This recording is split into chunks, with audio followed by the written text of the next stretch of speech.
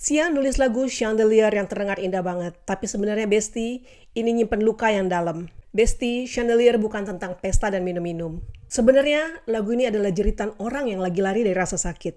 Tahu gak Besti, Sia nulis lagu ini waktu dia lagi depresi berat dan struggling dari kecanduannya. Lirik yang I'm holding on dear life, won't look down, won't open my eyes.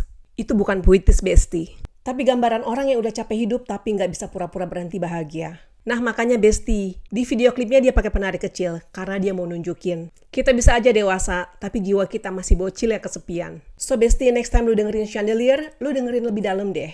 Ingat ini bukan lagu pesta, tapi suara hati yang lagi berjuang untuk tetap hidup.